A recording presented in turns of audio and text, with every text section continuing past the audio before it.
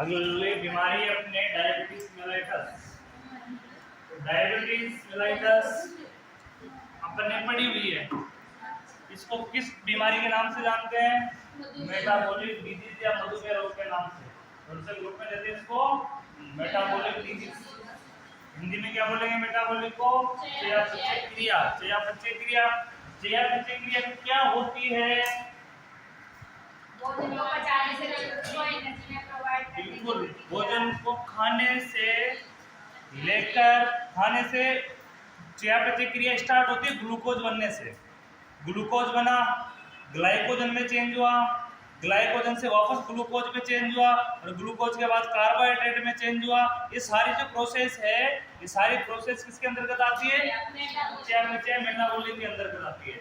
Metabolic का main important जो part होता है वो ब्लड और लीवर ही होता है। मेटाबॉलिक प्रक्रिया करने में कौन कौन काम में आता है? लीवर व ब्लड। क्योंकि मेटाबॉलिक जो प्रक्रिया है वो ब्लड के अंदर आती है। लेकिन किसी कारण अब प्रक्रिया दो प्रकार की होती है। अब दो प्रकार की प्रक्रिया कौन सी होती है वो देखना, आगे देखेंगे अपन। तो डायबिटीज मेलाइटस इन प्रेगनेंसी, अपन कौन सी पढ़ रहे हैं? Diabetes mellitus in pregnancy. इसकी डेफिनेशन लिखना सबसे पहले रीडिंग लगाओ। डेफिनेशन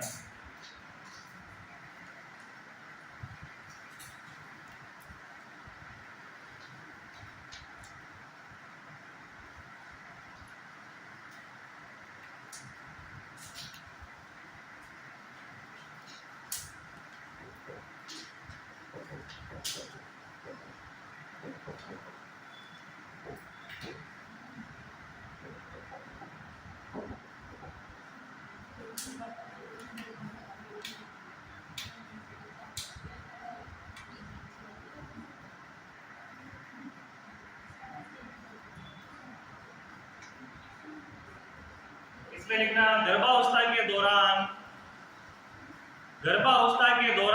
प्रेगनेंसी के दौरान मधुमेह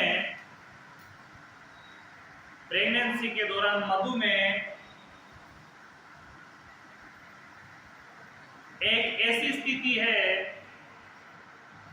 प्रेगनेंसी के दौरान मधुमेह एक ऐसी स्थिति है जिसमें महिला में पहली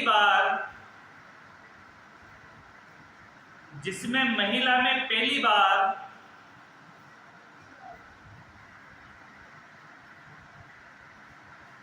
प्रेगनेंसी के दौरान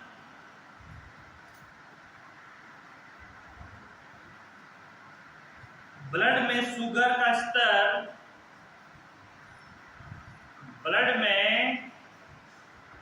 यानी ग्लूकोज का स्तर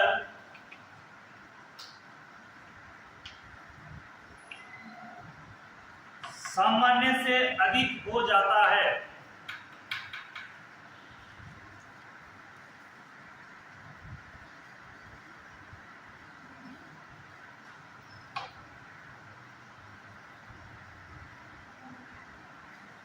इस स्थिति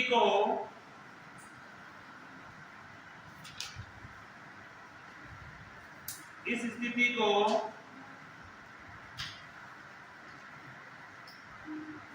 डायबिटीज मेलाइटस इन प्रेगनेंसी कहते हैं, या गर्भावधि मधुमेह कहते हैं।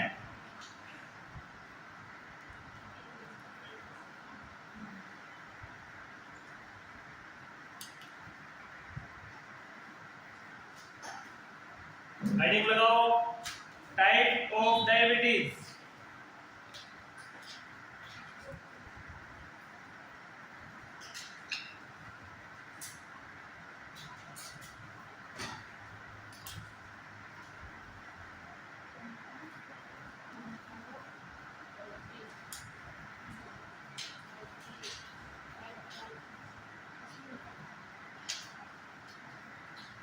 Type of diabetes.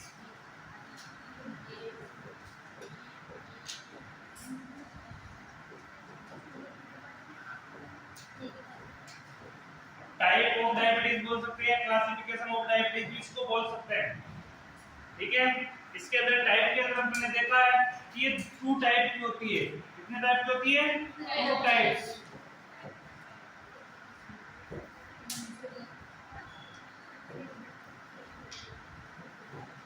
इसको 2 भागों में वर्गीकृत किया गया है। 2 भागों में जो पहला भाग है वो है GDM. GDM GDM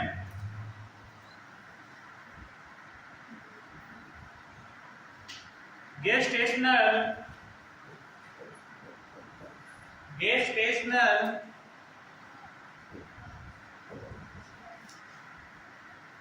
diabetes mellitus.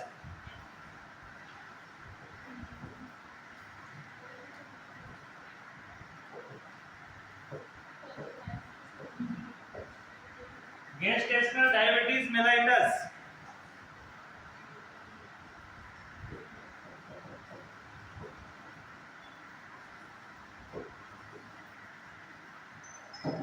GDM.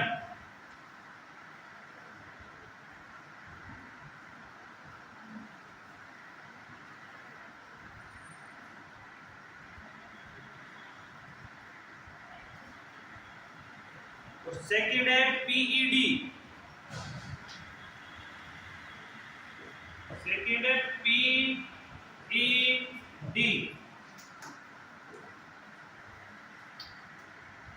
PDM.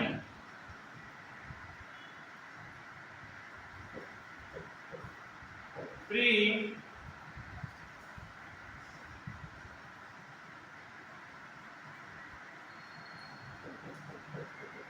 existing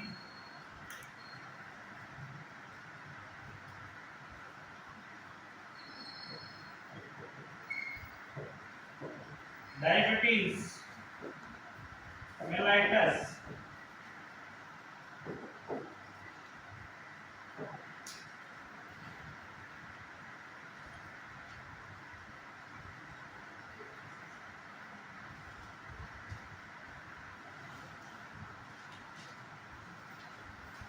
इसके भी 2 टाइप होते हैं।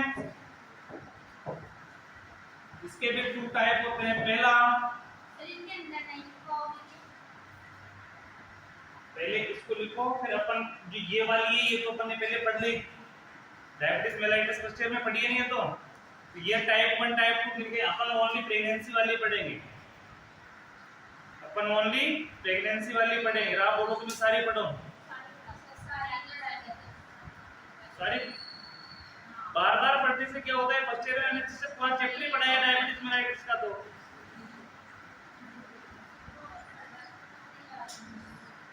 याद तो अभी नहीं होगा आप लोगों को। याद तो है पर एक को याद है इसको पढ़ने के लिए इसके भी 2 टाइप होते हैं। कोई बात नहीं, मैं पढ़ा दूंगा आपको।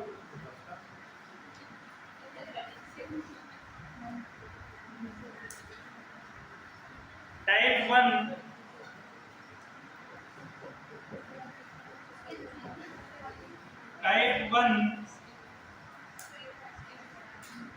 IDDM।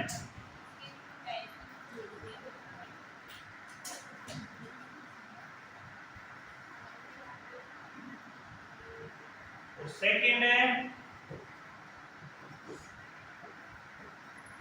Type second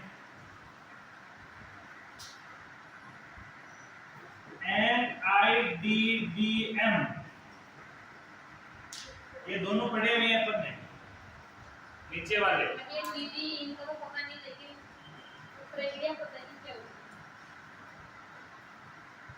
type first type 2 दोनों प्रकार के डायबिटीज मेलाइटस पड़ी हुई है अपन। हां, एक तो इंसुलिन बनना नहीं है और एक तो बनना है लेकिन थोड़ी सी।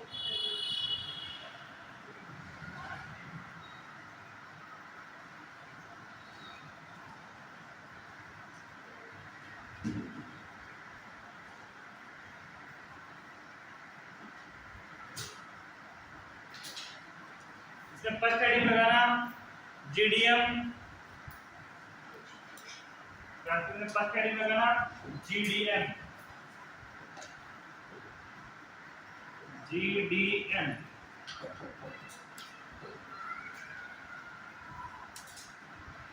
Gestational diabetes mellitus.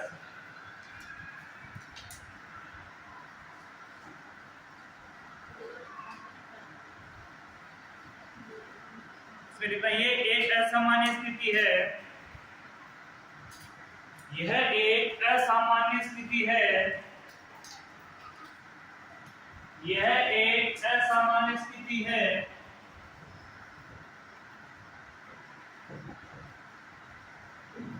यह एक असामान्य जिसमें प्रेगनेंसी के कारण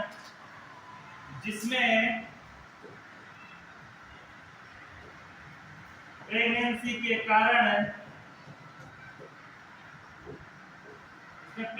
के कारण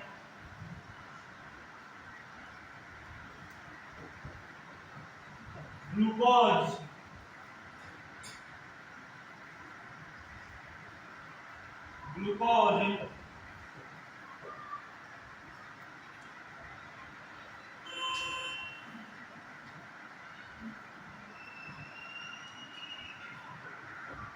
टॉलरेंसी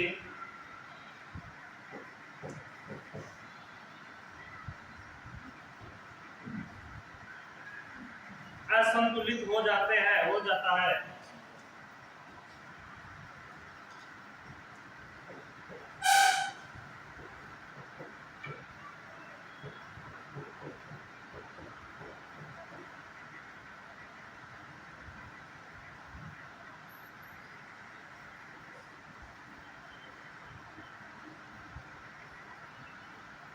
एवं जिससे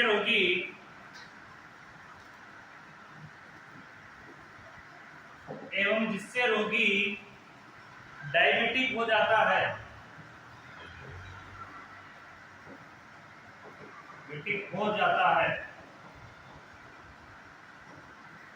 डायबिटिक हो जाता है।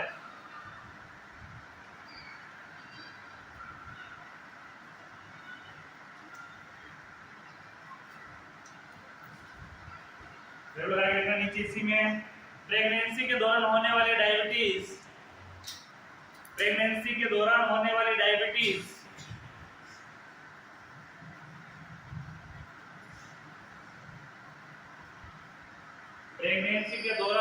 डायबिटीज सेकेंड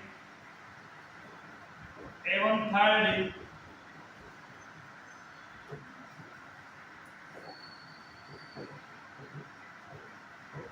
ट्राइमेस्टर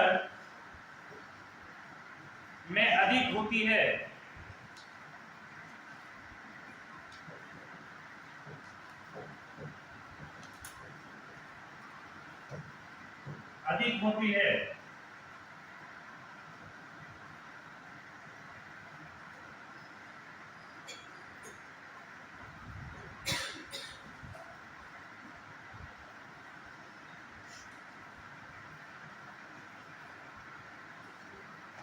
नेक्स्ट लिखा बेबी डिलीवरी के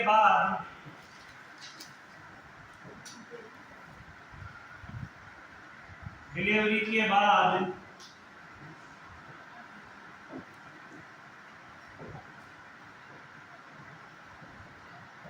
ग्लूकोज लेवल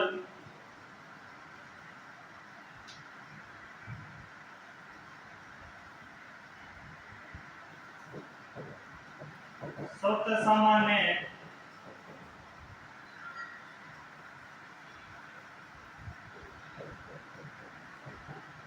हो जाता है, स्वस्थ सामान्य हो जाता है।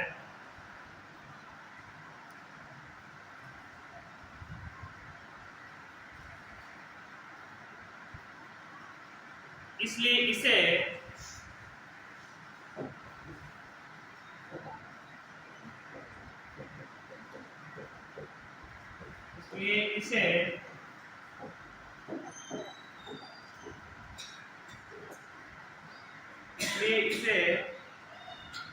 प्रेगनेंसी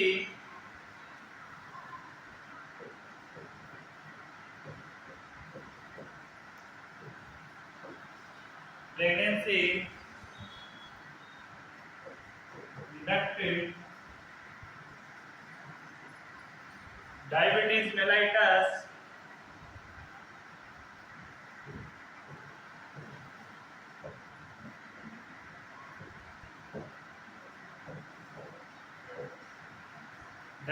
mellitus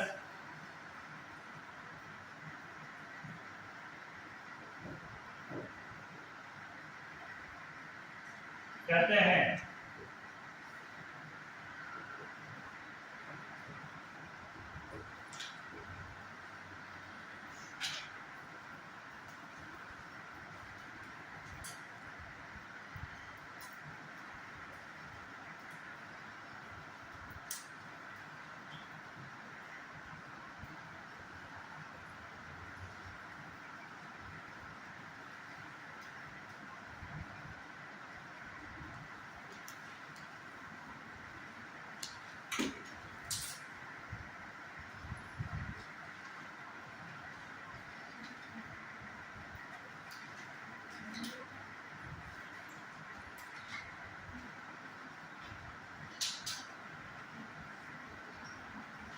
ये क्या समझ में है इसमें कि जो जीडीएम वाली जो डायबिटीज है ये एक असामान्य है, एबनॉर्मल जो प्रेगनेंसी के कारण ग्लूकोज असंतुलित हो जाता है, ग्लूकोज लेवल क्या हो जाता है, असंतुलित हो जाता है, जब डायबिटिक हो जाता है, पेशेंट कितना हो जाता है, डायबिटिक यानी कि मधुमेह का रोगी हो जाता है।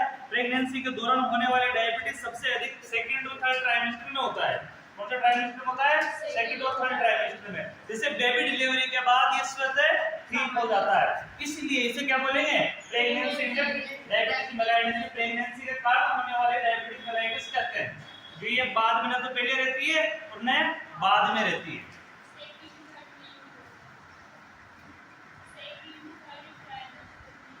सेकंड थर्ड में किसी में कारण ये प्रॉब्लम होती है कि फीमेल में भी कुछ इंसुलिन की कमी आ जाती है, और सेकंड कंडीशन ये होती है कि यहाँ पे क्या नाम है अपने बच्चे तक भी ग्लूकोज की जरूरत होती है, यहाँ की ग्रंथियां भी हार्मोन का सिक्रेशन करने लग जाती है, इसके कारण ग्लूकोज की मात्रा ज्यादा बढ़ जाती है।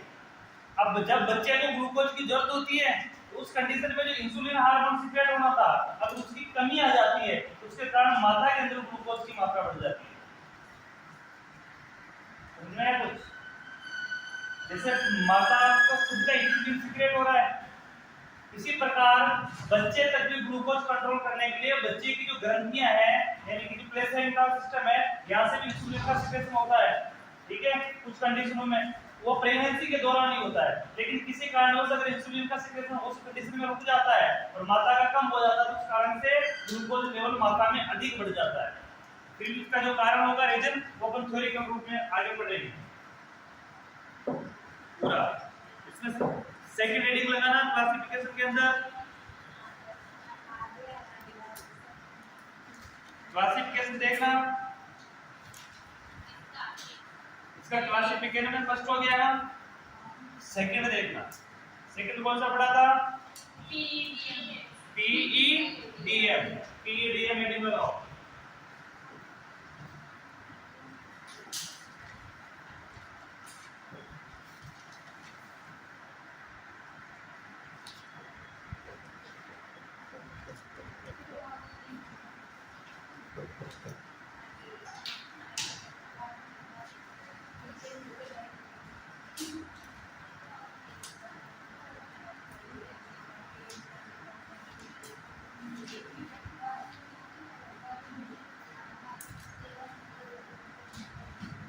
इसके अंदर पीडीएम के अंदर फर्स्ट हेडिंग लगाओ,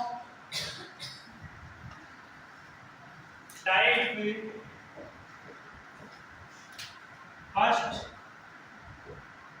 आईडीडीएम, आईडीडीएम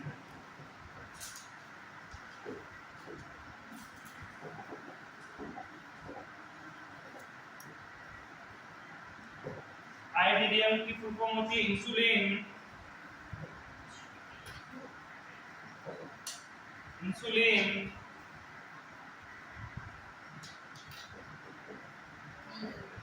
डिपेंडेंट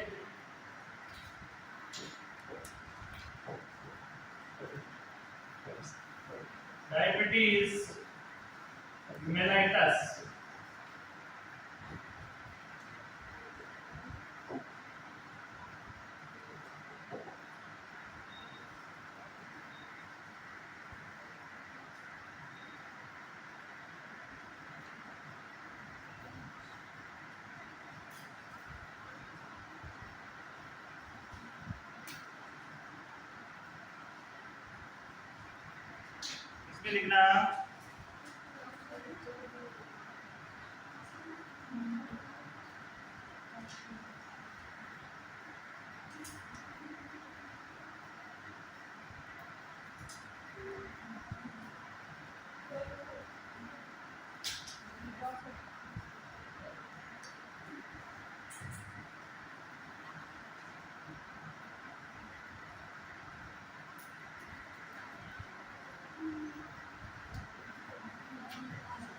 यह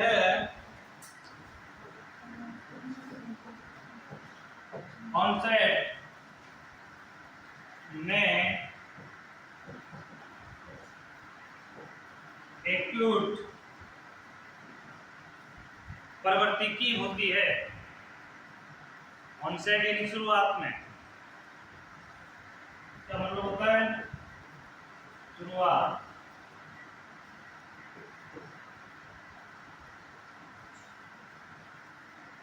एक्यूट प्रवर्तिकी होती है।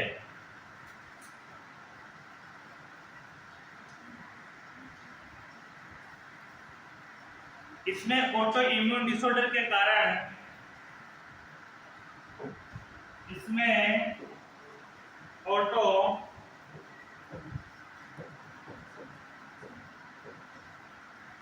इम्यून डिसऑर्डर के कारण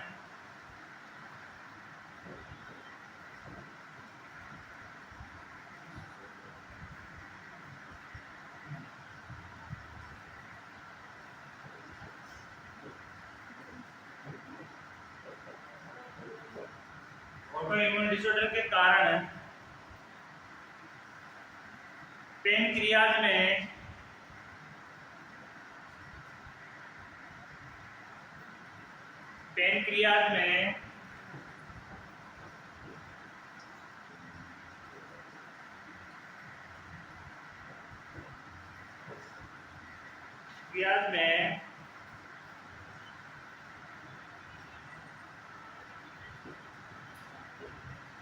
इंसलेट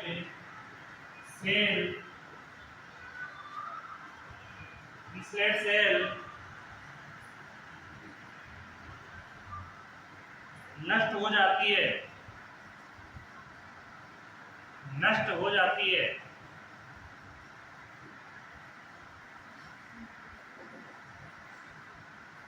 जिसके परिणाम स्वरूप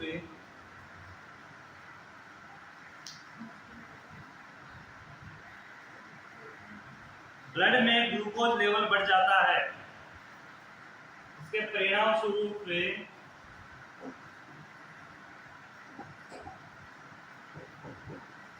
ब्लड में ग्लूकोज लेवल बढ़ जाता है।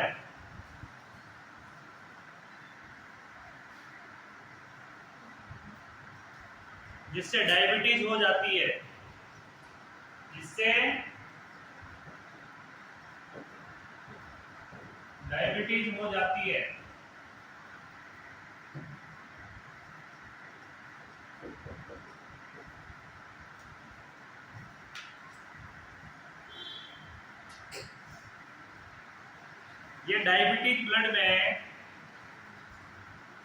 ये डायबिटीज ब्लड में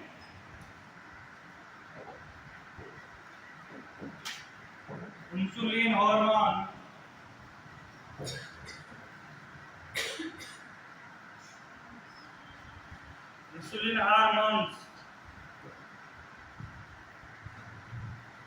की मात्रा पर निर्भर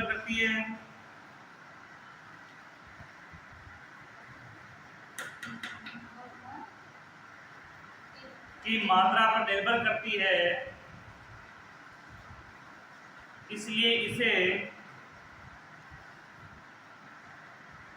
इसे इंसुलिन डिपेंडेंट डायबिटीज मेलाइटस कहते हैं।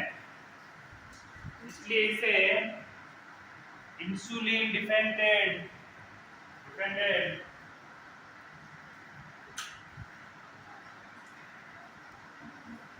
डायबिटीज मेलाइटस कहते हैं।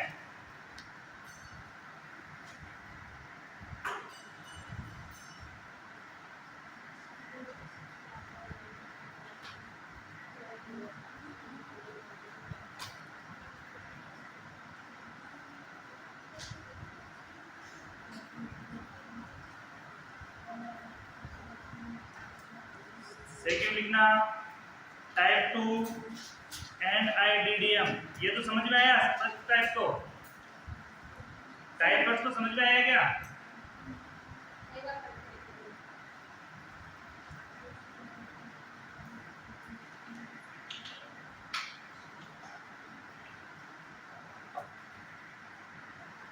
ये कहने का मतलब ये है कि शुरुआती टाइम में एक प्रवृत्ति की होती है, ठीक है, इसके ऑटोनॉमिक डिसऑर्डर के कारण क्या नष्ट हो जाती है? पेनक्रियाज की एक सेल है जो नष्ट हो जाती है, और ये नष्ट होने के परिणाम स्वरूप ब्लड में किसकी मात्रा बढ़ जाती है? ग्लूकोज की मात्रा बढ़ जाती है, और ग्लूकोज की मात्रा बढ़ जाएगी तो पेशेंट कैसा हो जाएगा? डायबिटिक पेशेंट हो जाएगा ना, ग्लूकोज का हो जाएगा। दूसरा कि ब्लड में ग्लूकोज का लेवल किस पे निर्भर करता है? इंसुलिन हार्मोन पे निर्भर करता है, इसलिए इसको कौन से बोलेंगे? इंसुलिन डिपेंडेंट डिजीज मेलाइटस कहते हैं। और जब पेनक्रियाज की सेल नष्ट हो जाएगी तो पेनक्रियाज की जो बीटा सेल है, सेल ये किसका सिक्रेशन करती है? इंसुलिन हार्मोन का सिक्रेशन करती है। अब वही नष्ट हो जाएगा, इंसुलिन हार्मोन का सिक्रेशन क्या हो जाएगा? कम हो जाएगा, तो ऑटोमेटिक ग्लूकोज लेवल बढ़ जाएगा। ये तो फर्स्ट टाइप में। टाइप सेकंड जो डायबिटीज होती है किस प्रकार की, उसमें इतना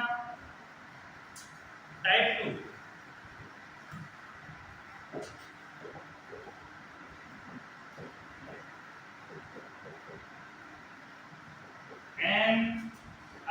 NIDDM,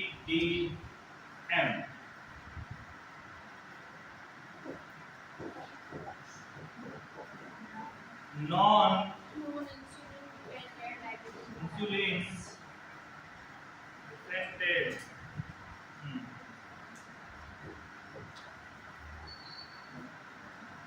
डिपेंडेंट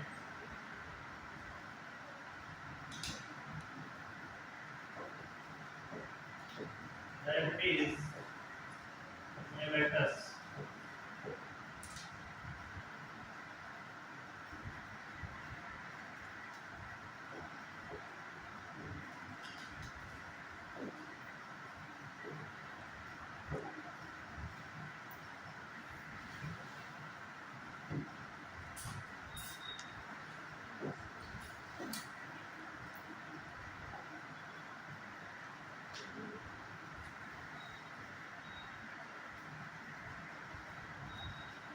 इसमें लिखना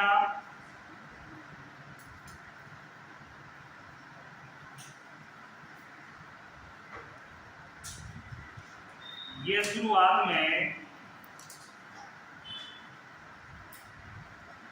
क्रोनिक नेचर की होती है,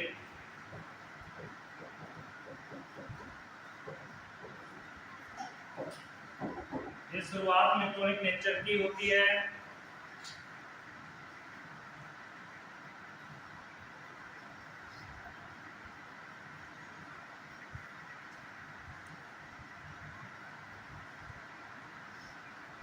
इसके अंदर क्या हो रहा है?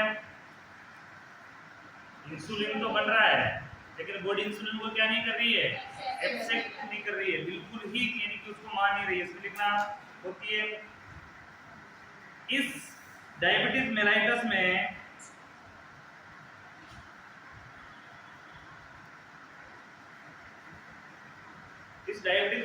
में सेल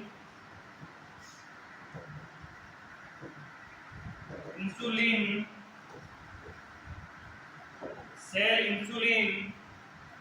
के प्रति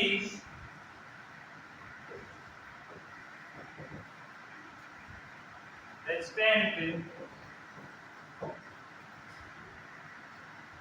हो जाती है,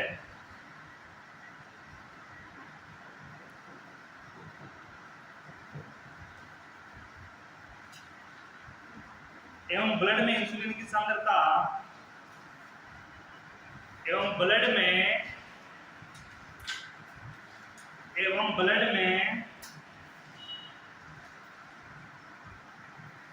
इंसुलिन की सांद्रता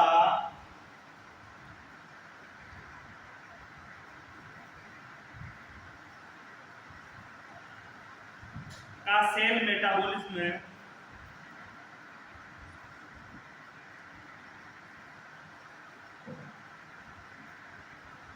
इंसुलिन की सांद्रता का सेल मेटाबॉलिज्म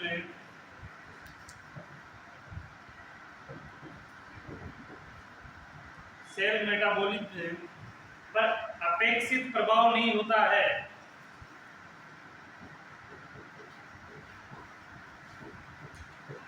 प्रभाव नहीं होता है।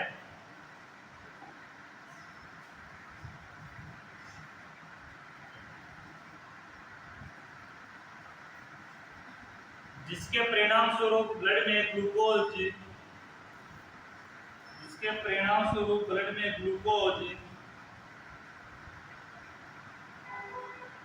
की मात्रा बढ़ जाती है। इसके परिणाम स्वरूप ब्लड में ग्लूकोज की मात्रा बढ़ जाती है।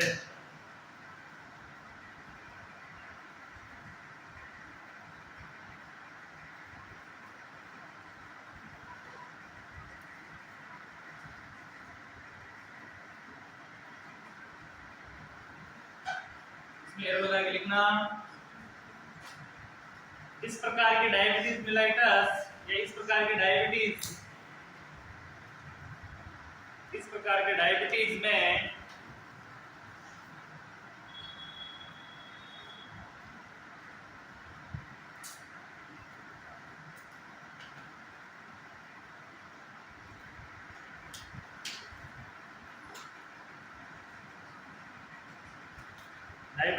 ब्लड में इंसुलिन हार्मोन की मात्रा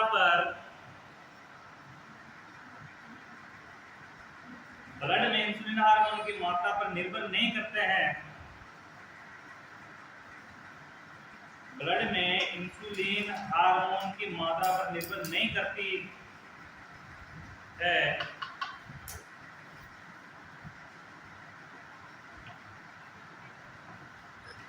क्योंकि ब्लड में इंसुलिन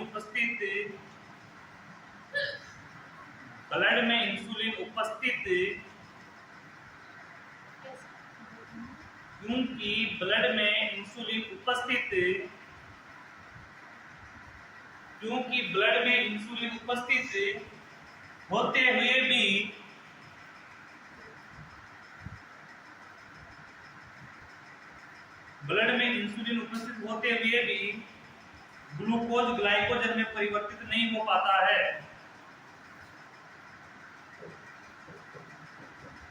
ग्लूकोज ग्लाइकोजन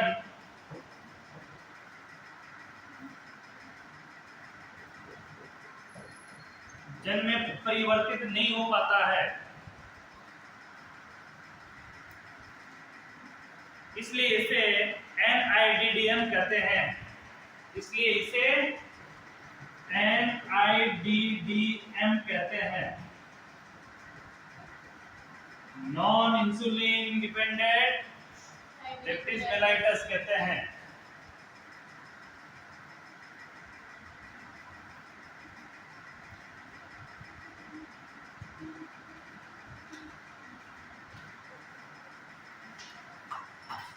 अब इस सेकंड वाले को देखना। सेकंड वाले में क्या हो रहा है? सेकंड वाले में सेल इंसुलिन भी बना रही है, सब कुछ कर रहा है, लेकिन ब्लड उसको एक्सेप्ट ही नहीं कर रहा है।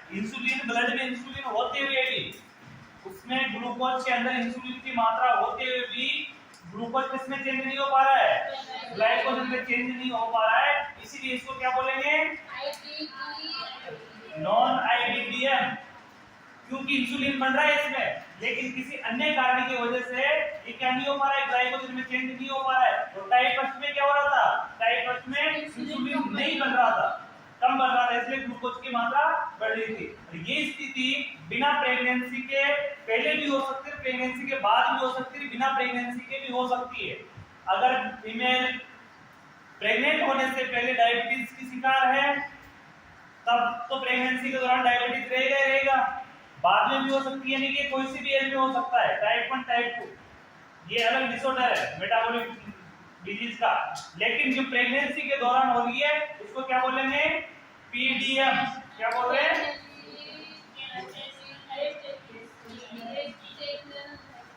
DDM gestational diabetes mellitus. क्या बोलेंगे? गेस्टेशनल। वो ओनली प्रेगनेंसी के दौरान, ना तो पहले थी और नई प्रेगनेंसी के बाद में ओनली उस 9 महीने के अंदर, जो कि अधिकतर कौन से समय में प्रभावित करेगी? सेकंड वर्ड थर्ड में। अब वो कैसे प्रभावित कर रही है उसकी हेडिंग लगाओ। Procedure of metabolism.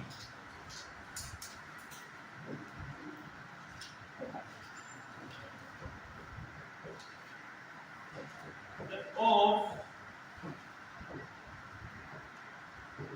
Metabolism. Metabolism किस प्रकार से होगा, उसका प्रोसीजर क्या है, किस प्रकार उसका प्रक्रिया है।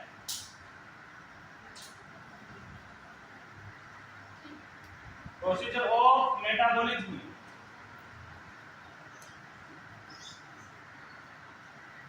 किस प्रक्रिया के द्वारा मेटाबॉलिज्म प्रक्रिया संपूर्ण होती है, किस क्रिया के द्वारा ये संपन्न होती है क्रिया। तो इसमें लिखना सबसे पहले मानव में ब्लड द्वारा मतलब ये जो जितने टाइप पढ़े संपूर्ण वन टाइप तो क्लासिफिकेशन पढ़ा है अपन ने, डायबिटीज मेलाइटिस का क्लासिफिकेशन पढ़ा है। अब पढ़ो प्रोसीजर ऑफ मेटाबॉलिज्म, यानी कि ये मेटाबॉलिज्म में शुगर हो क्यों रहा है, मेटाबॉलिज्म में ऐसी क्या प्रॉब्लम आ जाती है जिसकी वजह से इंसुलिन नहीं बनता है, क्या प्रोसेस है, वो तो अपन ने क्लासिफिकेशन पढ़ा है।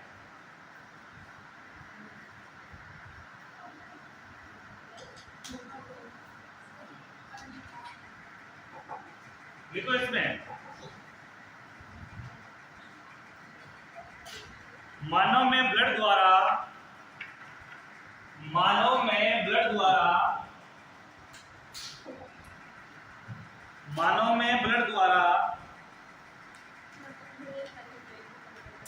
ऑक्सीजन यानी O2, अरे बातें नहीं, ऑक्सीजन यानी O2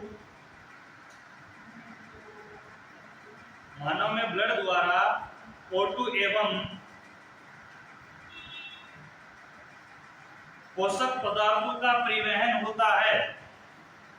मानव में ब्लड द्वारा ऑक्सीजन एवं पोषक पदार्थों का परिवहन होता है, यानी आदान प्रदान होता है, ब्लड के द्वारा ही होता है।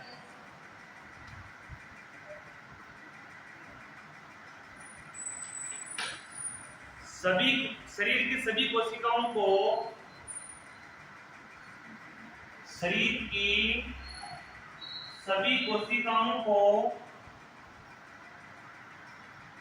कार्य करने के लिए, शरीर की सभी कोशिकाओं को कार्य करने के लिए ऊर्जा की आवश्यकता होती है, ऊर्जा की आवश्यकता होती है।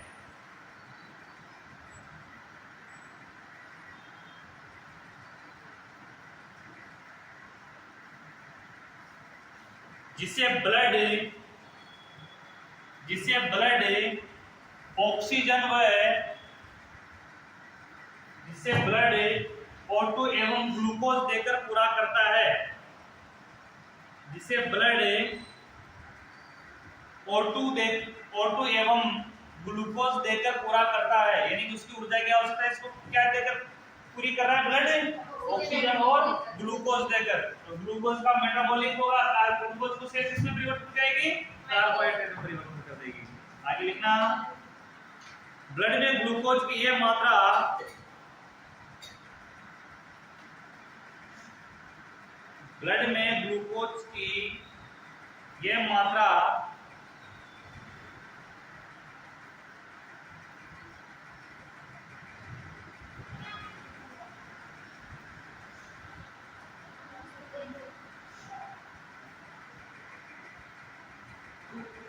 दो हार्मोन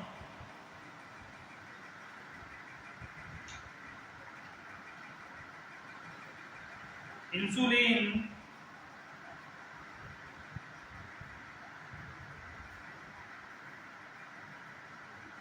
एवं ग्लाइकोगॉन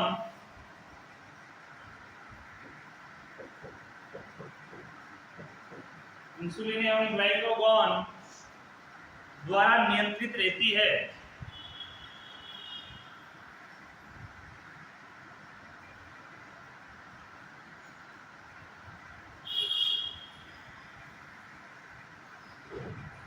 कौन कौन से हार्मोन अपनी बॉडी के जो ग्लूकोज को नियंत्रित करते हैं, इंसुलिन और ग्लाइकोगॉन। ये कैसे करता है देखना इसके अंदर आगे। इंसुलिन हार्मोन ब्लड में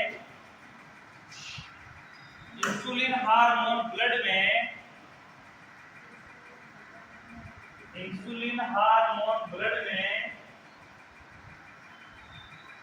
उपस्थित ग्लूकोज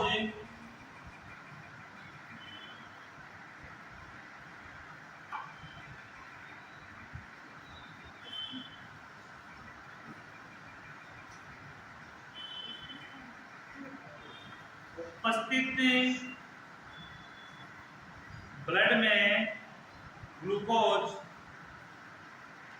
की अधिक मात्रा को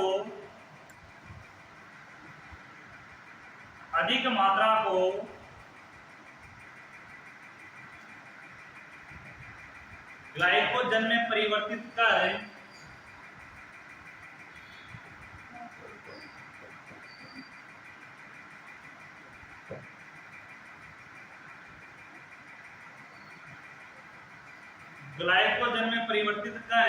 लीवर एवं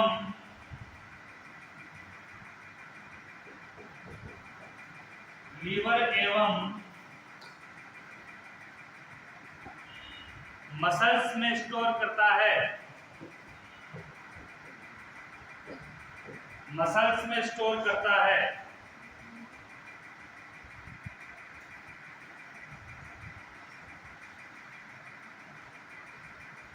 एवं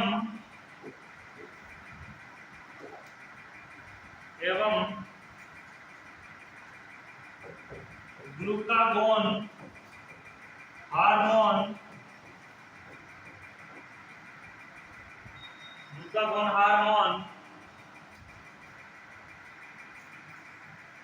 आवश्यकता होने पर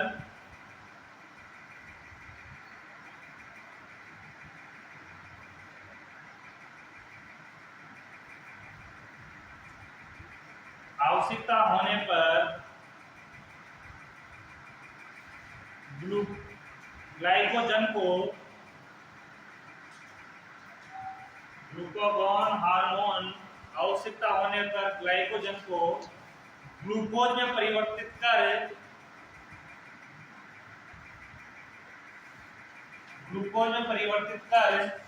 शरीर को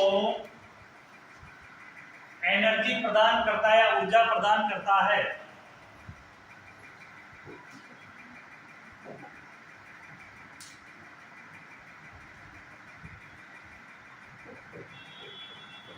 ग्लूकोज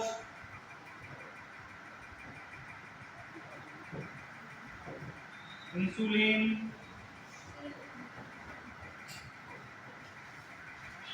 हार्मोन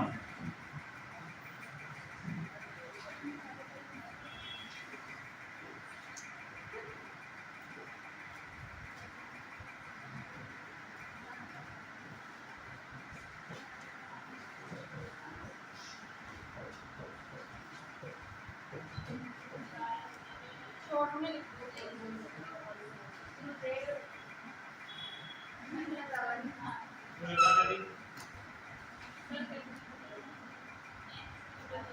ग्लूकोज को इंसुलिन हार्मोन किसमें परिवर्तित हो जाता है? किसमें परिवर्तित करता है? ये ग्लाइकोजन में। किसमें परिवर्तित कर देता है? ग्लाइकोजन में। ग्लाइकोजन को वापस कौन सा hormone? Glucagon.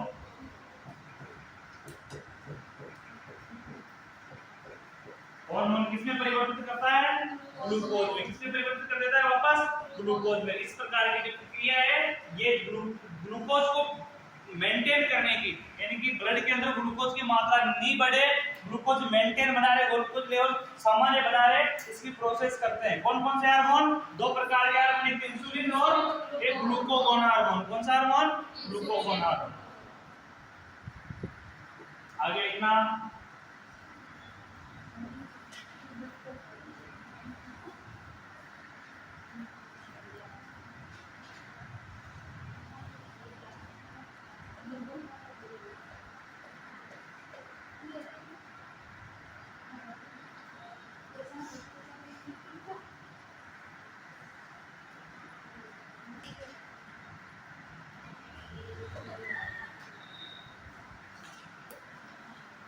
Examination of blood glucose level. Heading लगा इसमें।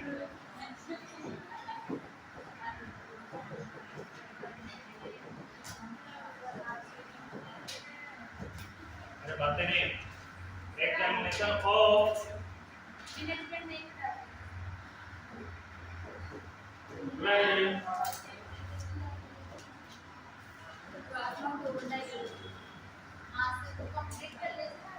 glucose level मेरे को करनी पड़ता है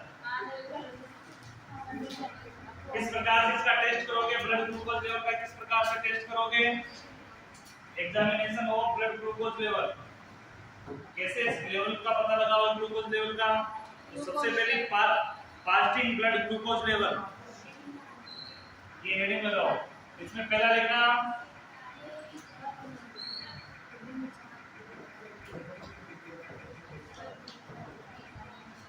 फास्टिंग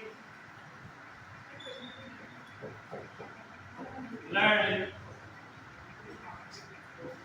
ग्लूकोज लेवल सुनोगे तो लिखाओगे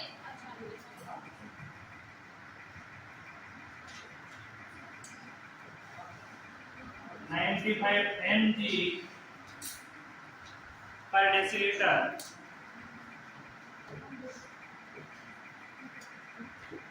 ये कौन से समय पे अगर फास्टिंग के समय यानी भूखे पेट अगर ग्लूकोज लेवल चेक किया जाता तो कितना आना चाहिए सामान्य 95 mg पर डियर यानी decilitre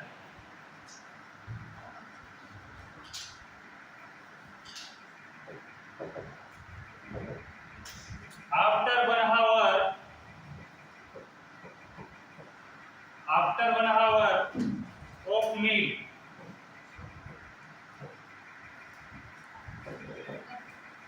after 1 hour of meal यानी कि खाना खाने के 1 घंटे बाद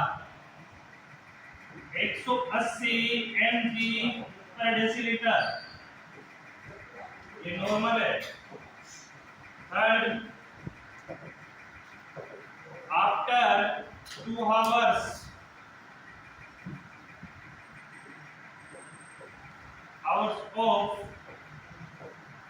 मील 2 घंटे बाद 155 mg per decilitre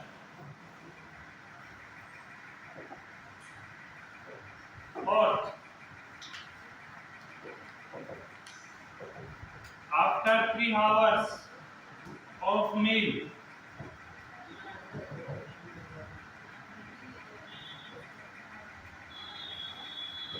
140 mg per decilitre